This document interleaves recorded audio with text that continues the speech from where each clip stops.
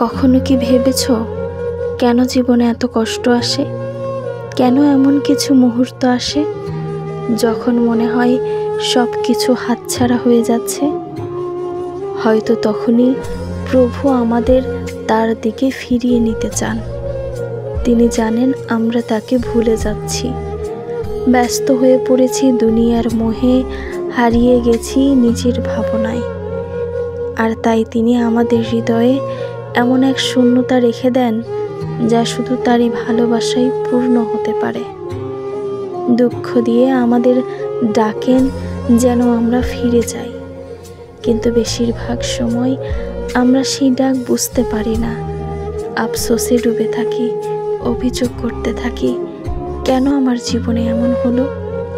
অথচ সেই দুঃখের মাঝেই যে দয়া লুকিয়ে আছে তা বুঝতে পারি না। যখন সেই কষ্টে ক্লান্ত হয়ে প্রভুর দিকে ফিরে যাই, তার দরবারে মাথা ঝুঁকিয়ে দুঃখের ভার খুলে বলবো, ঠিক তখনই টের পাবো কেমন করে অন্তরের ভার লাঘব হচ্ছে। মনে হবে যেন দীর্ঘদিনের জমে থাকা অন্ধকার এক ফোঁটা চোখের জলে ধুয়ে যাচ্ছে।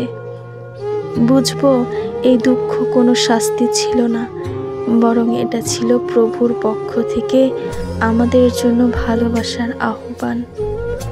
আর এই উপলব্ধির পর ইবাদত হবে আরাধনার সবচেয়ে তৃপ্তিময় মুহূর্ত। আমরা তৃপ্তির সঙ্গে তার সামনে দাঁড়াবো, নিজের ভুলগুলোর জন্য অনুতাপ করব। আর সেই অনুশোচনার অশ্রু আমাদের আত্মাকে প্রশান্তি দেবে। তাহলে কেন শুধু আফসোসেই হারিয়ে যাব? কিছুটা হলেও প্রভুর কাছে ফিরে যাওয়ার অভ্যাস করি।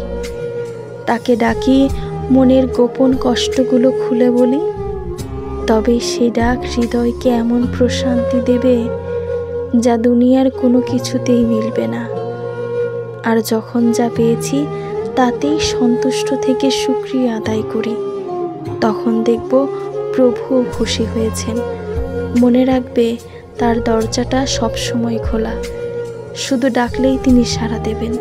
তিনি অপেক্ষায় থাকেন বান্দার ডাকের।